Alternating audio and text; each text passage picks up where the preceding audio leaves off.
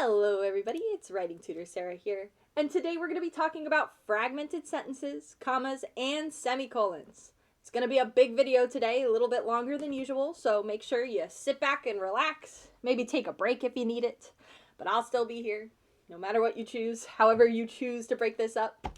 Either way, let's get started. Alright, so first we're going to start with fragmented sentences. Now, it's more often known as a sentence fragment, but I feel like it's easier to create a visual when you call it fragmented sentence. Call it what you will, here's what it means. A sentence fragment is a sentence that is missing either its subject or its main verb. Some sentence fragments can occur as the result of simple typographical errors or the omission of words, and they can often be avoided with careful proofreading. Now, here's my hot take.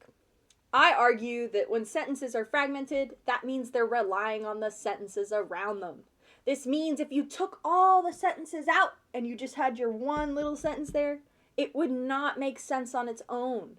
It would be weaker because the sentences around it weren't there to clarify. So it's really important to make sure each sentence can stand strong on its own and not be fragmented and be completely whole and one. So that the reader has a better time comprehending and having a better overall flow to the paper, which also helps with reader comprehension. So I think of it like this. Let's say you want to run a marathon. A really big, long race, right? And you've been training for this marathon. In the middle of training, you trip and you sprain your ankle really bad. And you go to the doctor and the doctor goes, "Go home. Go sit on the couch. Go rest up that ankle. Put some ice on it." Little school nurse vibe there. Put some ice on it. But you wouldn't go out and run that marathon because you'd have a weak ankle. You could hurt the ankle even worse, or you'd just run a really poor race. It would probably be the worst race you ever ran because your ankle's not in the condition to run. It's sprained. So your sentences are the same. You don't want to run your race. You don't want your professor to look at your paper when you've got sprained sentences everywhere. If your sentences aren't strong and they aren't making strong points and they're weak and they can't stand on their own, quite literally for the marathon runner, but figuratively for the sentence, it can't stand on its own, so it's weak and that hurts your paper. So it's really important to make sure that you've got nice, strong, buff sentences and not wimpy, sprained ankle sentences. So let's look at some examples on how to spot wimpy, sprained ankle sentences so that we can make them strong. Here are some incorrect sentences that would be defined as fragmented sentences or sentence fragments. Our first one, went to the store yesterday. The issue with this sentence is it does not have a subject. We don't know who went to the store yesterday. Did I go to the store yesterday? Did you go to the store yesterday? We don't know. Did we both go to the store? We have no idea because there's no subject. I, me, my, we, you, your, us, our. It's not there. Our second sentence, after the classes, the library, my life nowadays, doesn't have any verbs in it. So we don't know what you're doing with the classes in the library. Are you skipping the classes and going to the library instead? Are you going to the classes but skipping on the library later? We don't know because you don't have the verb there to clarify. So let's fix these up, right? Let's see how we can fix these. Now, this is just one way to fix them. It's a pretty simple way to fix them, but there are plenty of ways you could fix a sentence. It's kind of up to you. It's dealer's choice, but as long as you've got a subject and a verb in there, you should be, most of the time, you should be all right. So let's look at the first correction. Very simple. You take went to the store yesterday and suddenly I went to the store yesterday. So simple, one letter. And suddenly we've got a nice, strong, healthy sentence. I went to the store yesterday. Now I know who went to the store. I went. Now, our second sentence.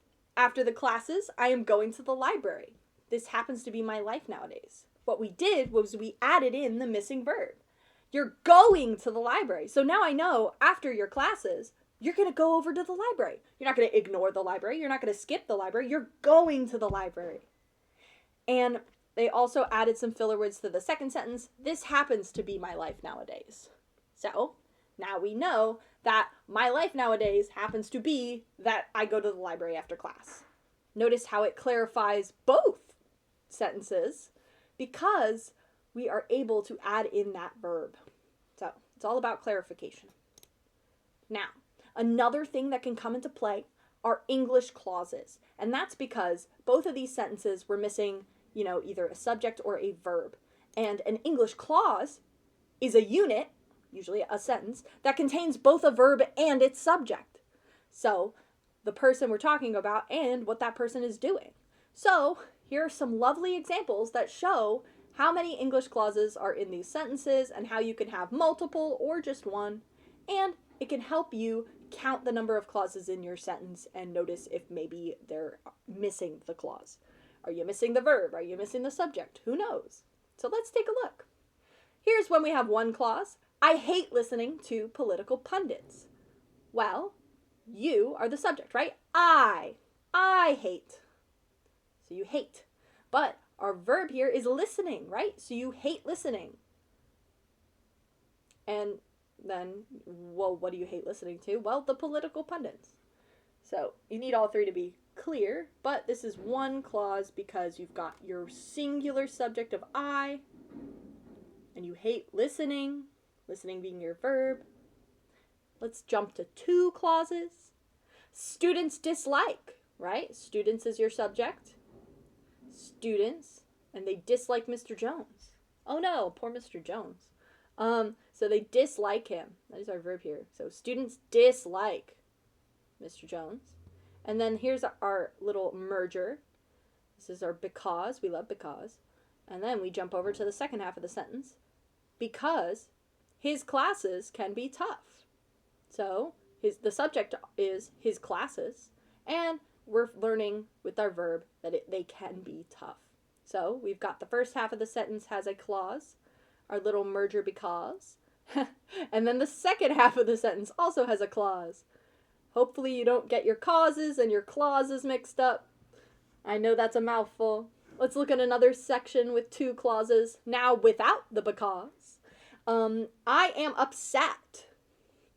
So I am upset. Why are you upset? Well, it is snowing in the middle of April. So there are two clauses here. I'm upset, I being the subject, and am upset being our verb. And then that, and here's our second clause. It's snowing in the middle of April. It being our subject, and snowing being our verb. It is snowing in the middle of April. Here's a doozy of a sentence. We've got three clauses. Since you drew the short straw, you drew the short straw, you must walk to the gas station. There's your second one. So you and walk. And then, while we stay here. So we stay here. So there's three. That's a lot. You don't always have three. One or two is more common. Anything past three, I worry you're getting into a run-on sentence. So be careful. Note how many clauses you have in your sentence. And maybe that helps you decide both if it's a fragmented sentence and if maybe it's a run-on sentence. Now we could talk about phrase fragments. So we want to make sure that phrases are part of complete sentences. And this is where we start delving into commas just a little bit. We're getting a smattering of commas. We're getting a hint of comma. We'll go into more detail with the commas in a moment. But here's an incorrect sentence that would have fragmented phrases, right? Since I was done with the exam, I put my pen and paper down, waiting for the teacher to start collecting papers. Now this is less of a clause issue. It's not quite missing the subjects and verbs here. It's the punctuation. So the first half sounds fine, but it's the fact that we've kind of dropped our period right in the middle, and waiting for the teacher to start collecting papers is a little confusing. Who is waiting for the teacher to collect the papers? Without the first sentence, we wouldn't know that you are the one waiting for the teacher because we haven't clarified that in this sentence. So it's a sprained ankle sentence. So we fix this using either a comma or a conjunction. In this case, a semicolon. So here are two Here are two correct ways to write that fragmented phrase into our sentence. Since I was done with the exam, I put my pen and paper down, just like in the incorrect one. Notice that was not the problem here. Now here's a comma, waiting for the teacher to start collecting papers. We just needed a little pause.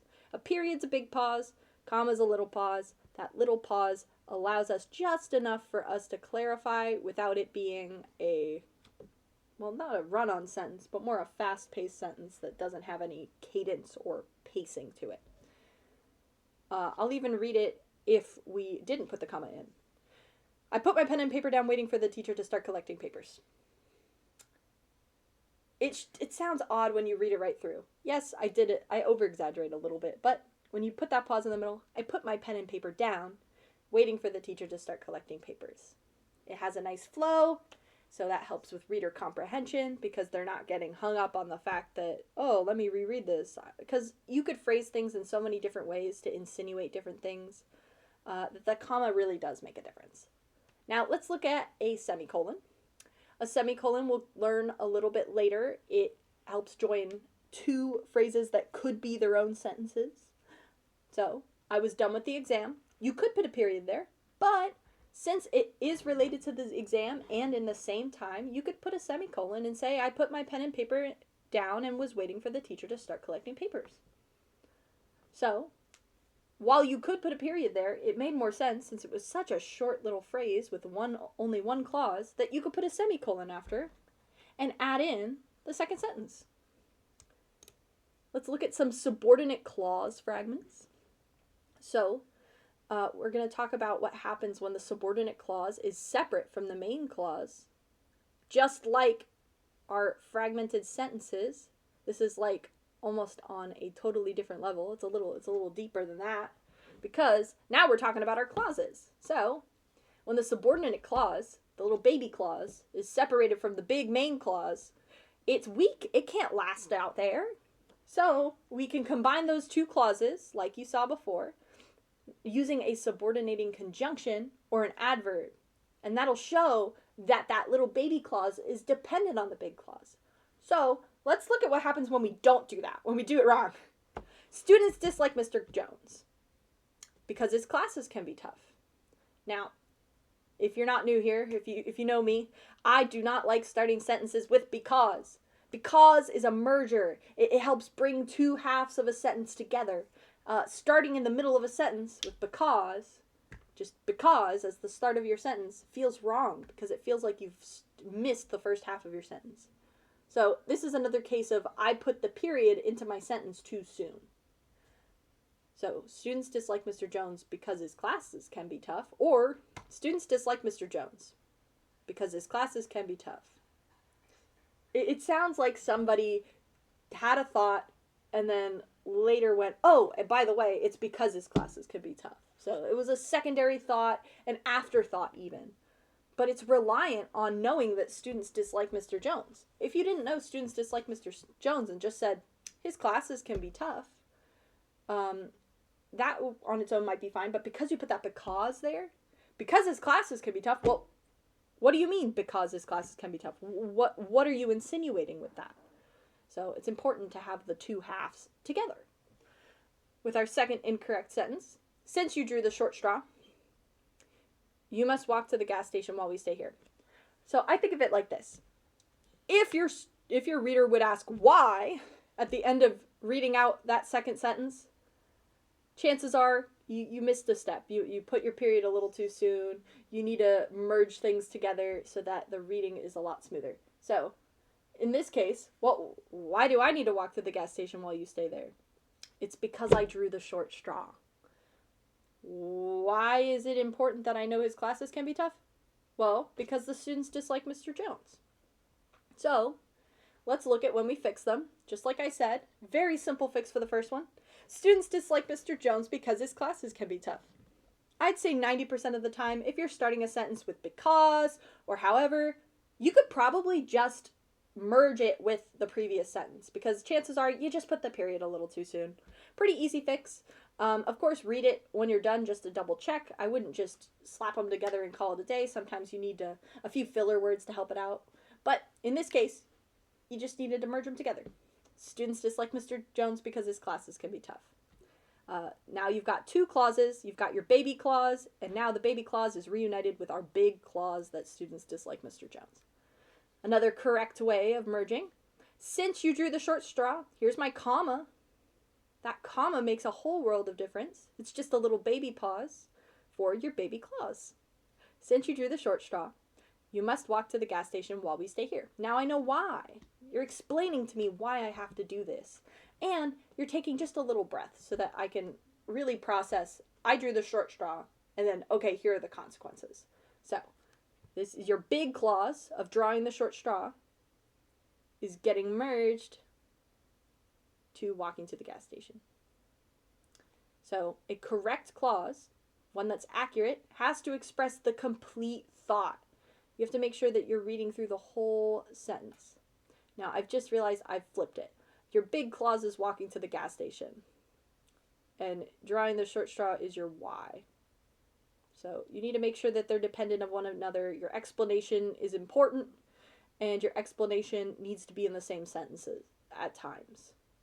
So when it's that heavily dependent, yes, it needs to be in the same sentence. Now, enough of fragmented sentences. I hope you had a good time. Feel free to take a break and come back to this video when you get the chance, or maybe you skipped the sentence fragments because you were done. You already knew about those. It's time for some commas. Commas can be tricky, but they're actually quite simple when you break it down. So, officially, a comma is a punctuation mark that represents a short pause that is used to divide parts of a sentence. Now, here's my hot take. Commas are often used when someone is taking a natural pause.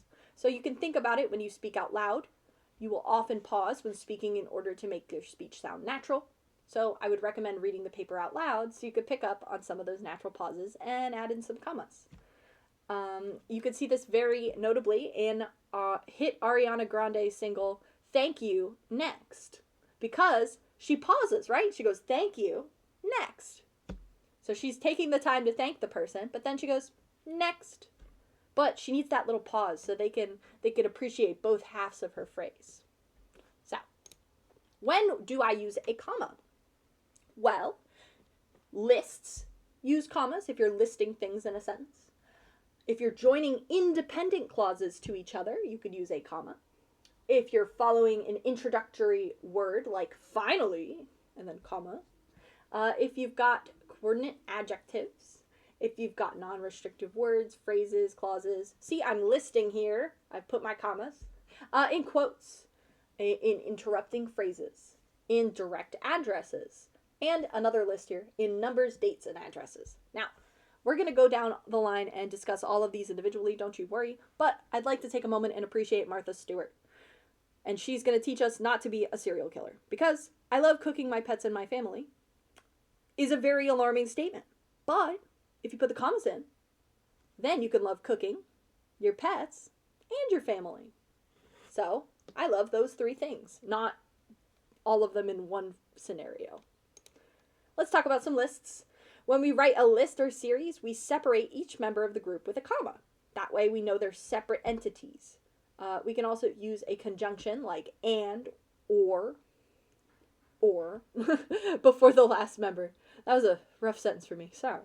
For example, she could speak English, Spanish, French, and Japanese.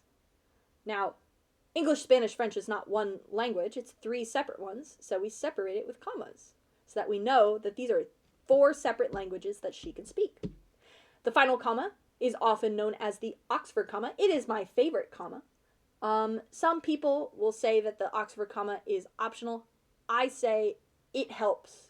That pause is important. Because again, I think about it like speaking.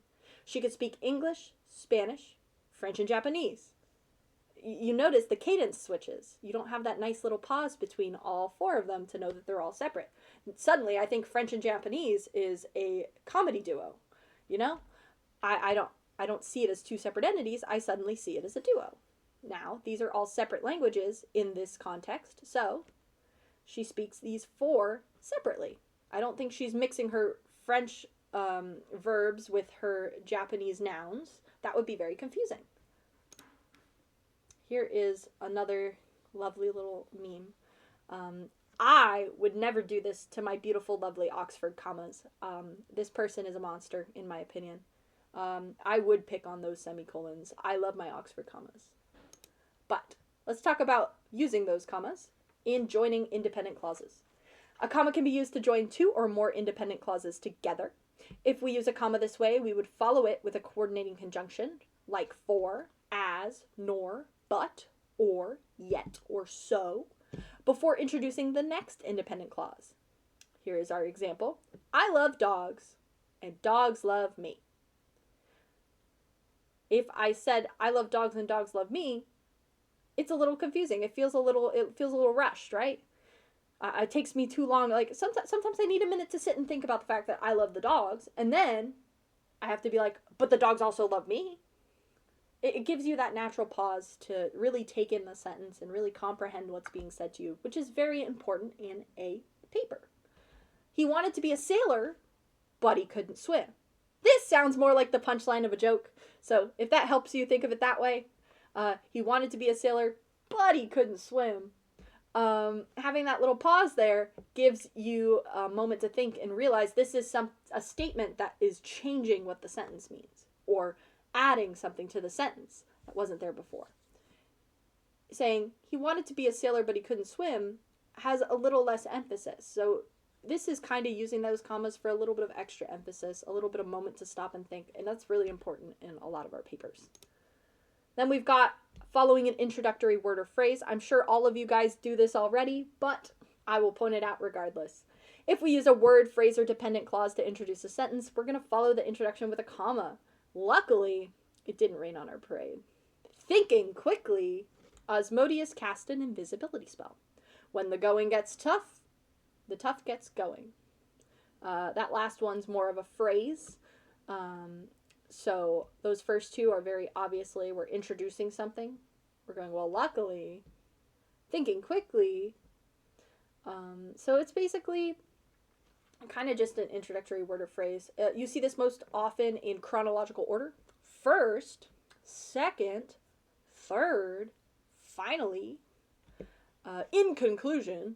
Now, personally, I don't like these in analytical papers. I like them better in, some more creative writing, memoirs.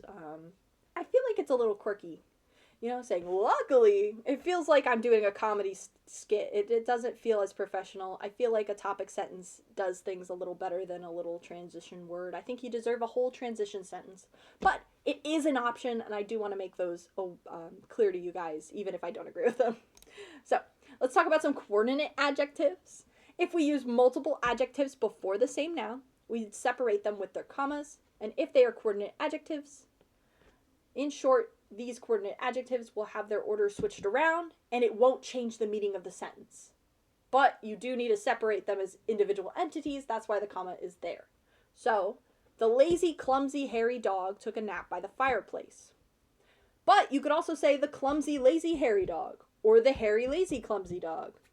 These are all descriptors of the dog that are separate from each other. And we're making them separate. We're emphasizing that they're separate, but still descriptors of the dog by putting those commas in. So, it's just important to separate them because he could be lazy without being clumsy. He could be clumsy without being hairy. A non-hairy dog would be a little alarming, though, in my opinion. I don't think I've seen a dog without hair before. I don't want to find out. I mean, the hairless cats, those scare me. But it's important to stress that these are all traits that are about the dog. So, lazy, clumsy, hairy is not one big descriptor. They're three smaller ones to describe the dog and to help paint a better picture. Let's look at some non-restrictive words, phrases, and clauses. So when we're looking at a modifying word or phrase that refers back to a noun, we separate it out with commas if it is non-restrictive. So this is one that you could remove and the sentence would still make sense. So here's an example. The current president of the actors fan club, Paparazzi, is really popular. Now, because we know that the club's only going to have one president at a time, we don't really need to specify their name in most cases because we'd already know them.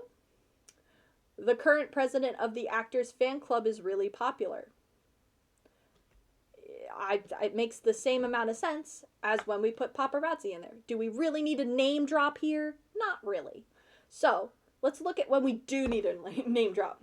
The legendary detective Sherlock Holmes could solve any mystery. There could be many legendary detectives. Now, I'm sure most people think of Sherlock Holmes when they think of a legendary detective, but there are still other options, both fictional and non-fictional. So it's important to specify and name drop that we are talking about Sherlock Holmes to clarify that that's who we're referring to. This also applies to non-restrictive clauses.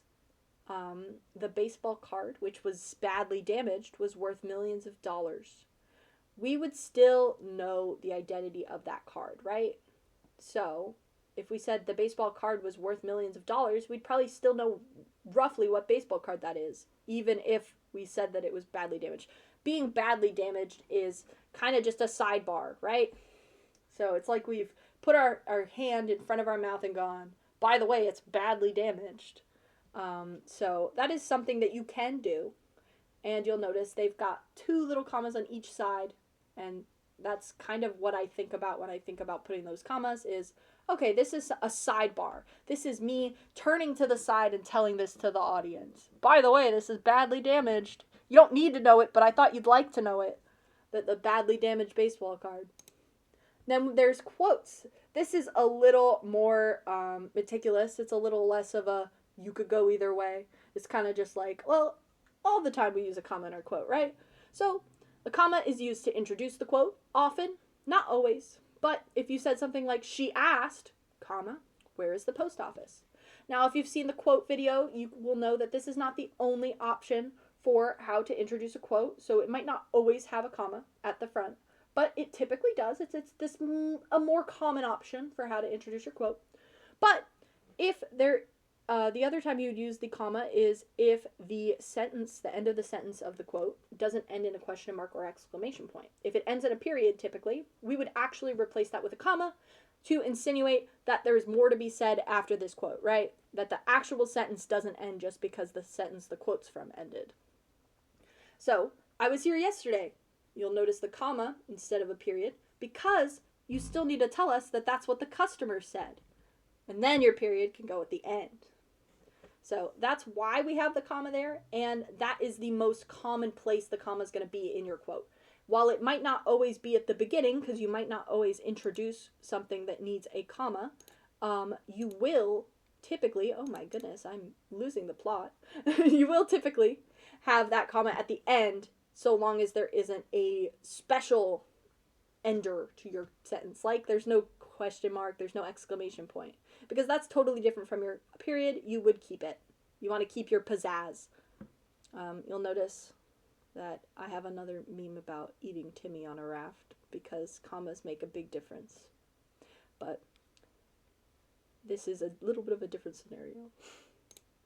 Timmy on the raft will be okay, I swear. And then, sometimes there's interrupting phrases. Think about that friend that's way too excited to overshare, and you're in the middle of telling this great story, but your friend's so excited to share that they kind of cut you off a little bit. That's how I would describe an interrupting phrase, quite literally. So we use those commas to separate out the interrupting words or phrases. Again, you could also think of it as that little sidebar shtick from earlier with the baseball card. I would ask, if I may be so bold, that you please move your car. You could say, I would ask that you please move your car, but because you want to emphasize that it might be a little out of line for you to say that, if I would be so bold. You interrupted your own sentence with a slightly different concept, right? So you could say, I would ask that you please move your car. Or you could say, I would ask, if I may be so bold. You know, I know it's a little out of line, but if I could I please ask that you move your car? So it kind of just changes the tone of the sentence a little, changes the mood. So you're no longer being rude about moving your car. You're going, I know this is a little bold. I know this is a little out of left field, but please move your car. And then there's your sidebar, your little gimmick. That guy over there is, well, trust me on this, someone you should avoid. So again, a really great tip for, you really want to say that out loud because you can kind of feel where the commas would go, right? When you feel yourself wanting to give a little attitude, go, trust me on this. That's an interrupting phrase. You're interrupting yourself with something snarkier, right? That guy over there is, trust me on this, someone you should avoid. So, then there's when you're directly addressing something, a person or a group. You would separate them out using the commas. So, Steve, I found your striped sweater. So you're specifying in that group that you want to tell Steve about this. It's his striped sweater. You want him to know, and him alone. The other people, you don't really care if they know or not, but Steve needs to know I found his striped sweater. Or, it seems, my friends, that we need a new plan. Not my strangers, my friends. I need to specify with my group that we need a new plan, not just with everybody in the vicinity. So it's great for clarifying who you're addressing. But again, as you can see, you've got the double commas because it's also kind of an interrupting claim there. So with Steve, you started out the gate talking to Steve. But then, with this second sentence, it's like you realized halfway through, oh, I need to clarify I'm talking to my friends, not to my teacher, right? It seems, my friends, that we need a new plan. Not my teacher, not my stranger, my friends. Then we've got numbers, dates, and addresses. This is very simple. You probably already learned this. It's kind of a natural thing that we kind of like got the hang of a while ago. I know it does change, at least the dates do, depending on, if you're British or from a different part of the world. But I specifically think about the British people because they kind of flip a lot of the things we flip on we use month, day, year. They might use day, month, year, or year, month, day. I don't know. I get very confused when British people date things. No offense to the British. But if you are using the US and often the MLA way of doing things, you're going to put your comma after the day, and we use month, day, year, August 15th, 1769. And it's kind of funny because we're talking about a French guy using English dating. English is in US English dating. Then there's like the large numbers. These are universal. Every set of 3, we're adding a comma. So if it's more than 3 digits, we're putting a comma after the third because we want to make sure that it's easier to read. That makes it easy to read billions, trillions, millions quickly. And then when you're writing addresses, so, we've got different parts of the address, we put our commas, right? We've got the actual address, like the street and the number. Then you've got the town it's in. Then you've got the state it's in. And then usually after that, you'd have the zip code. But we don't want to give Bart Simpson's zip code away, so we won't today. Then you want to be careful.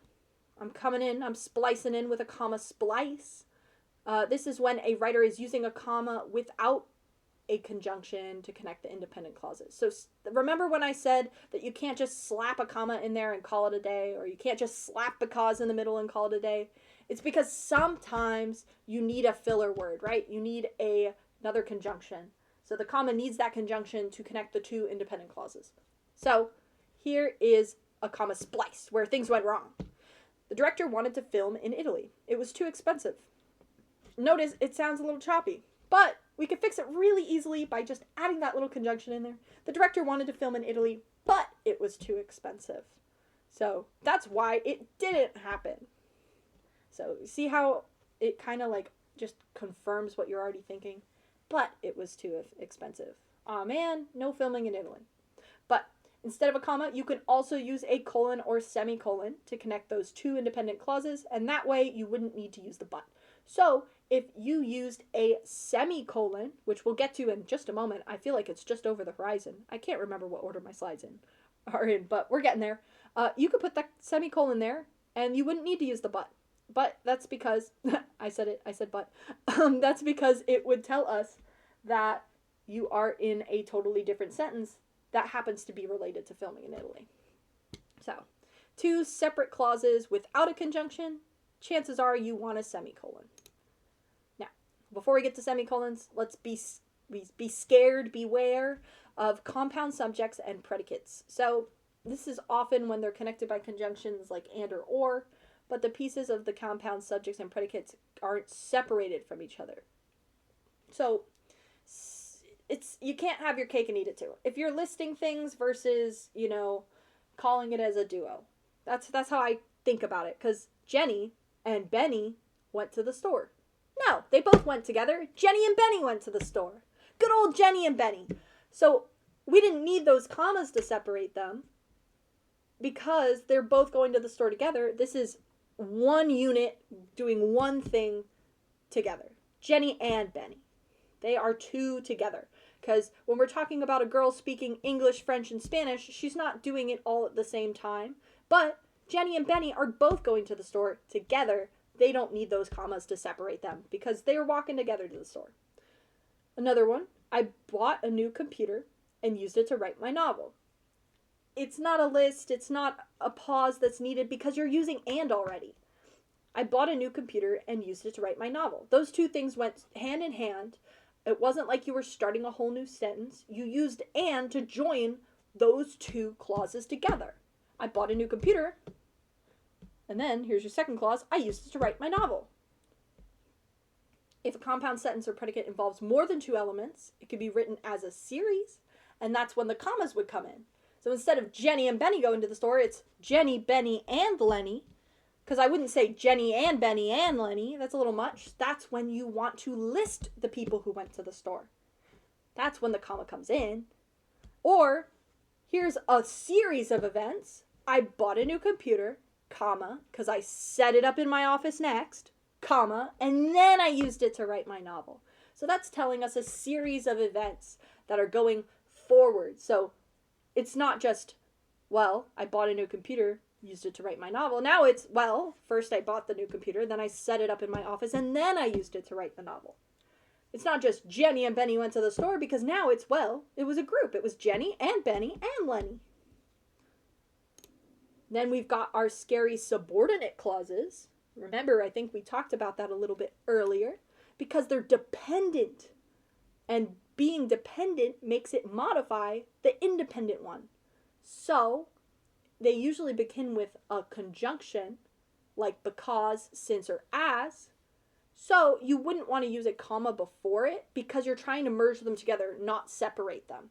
And you might be separating it a little too much by using that comma. I stayed home from school because I was sick. You don't need that pause because they go together, just like Jenny and Benny. I stayed home because I was sick.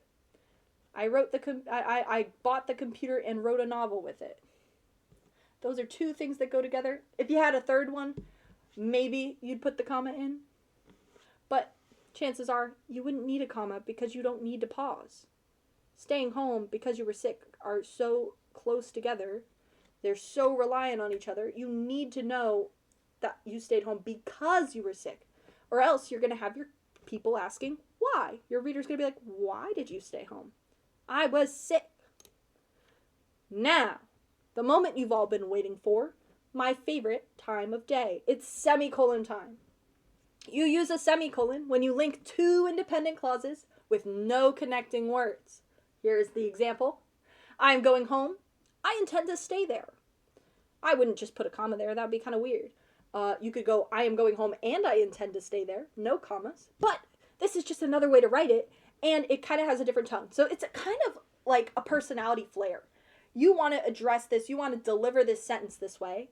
You could deliver it 50 different ways. But I want to deliver it with a nice little snippy remark. That's where the semicolon comes in. I'm going home. I intend to stay there. Those are two sentences that could be separate. But it would be a little confusing. It'd be a little weaker. So they're stronger together. So I'm going to put this little semicolon in the middle and let them both be here together. It rained heavily during the afternoon. We managed to have our picnic anyway. So, they go together, but they're just separate enough that you need something to go in between. It could be a semicolon. It could be the word and, a joining clause, right? And we managed to have our picnic anyway. But it could be but we managed to have our picnic anyway. But we chose to have our little semicolon. I'm going to confuse you all with all the buts in the sentence. I'm sorry. They couldn't make it to the summit and back before dark. They decided to camp for the night. Why did they decide to camp for the night? Because they couldn't make it to the summit and back before dark. You could say they couldn't make it to the summit and back before dark, so they decided to camp for the night. So semicolons just give you options on delivery 9 times out of 10. When and how would I use that thing? So, well, as I just kind of went into detail, you can use the semicolon for a few different things. You could use it when you join two independent clauses together. So they're fine on their own. They could be independent, but you think they sound better together. You can use that with one of the following conjunctive adverbs, adverbs that join independent clauses, like however, moreover, therefore, consequently, otherwise, nevertheless. And here are your examples. I'm going home. Moreover, I intend to stay there. It rained heavily during the afternoon. However, we managed to have our picnic anyway. They couldn't make it to the summit and back before dark. Therefore, they decided to camp for the night. It's almost like reading it like a little storybook. Therefore, they decided to camp for the night. It tells the story. It helps transition the story. But it kind of also feels better to have it in the middle of the sentence. Remember, I'm however, moreover, thereover. They don't really sound that great when they're on their own.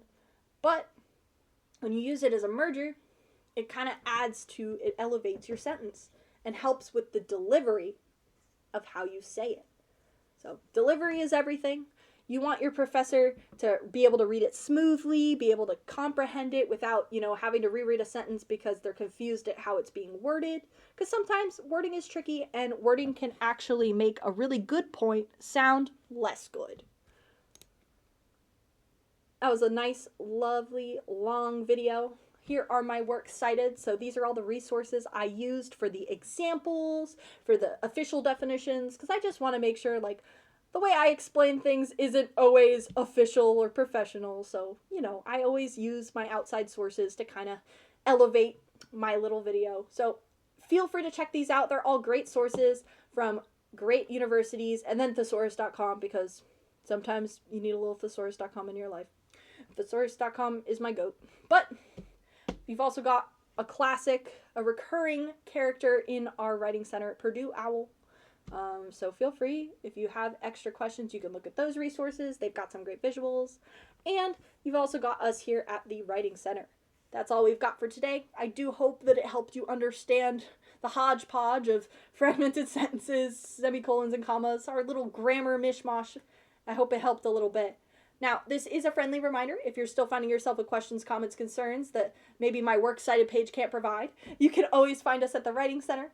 We are here to help you master all things to do with writing and revising your paper. That includes grammar like today. So stop by with a draft for us to look at, or even just some questions on how to tackle your writing needs. We're always happy to help you here.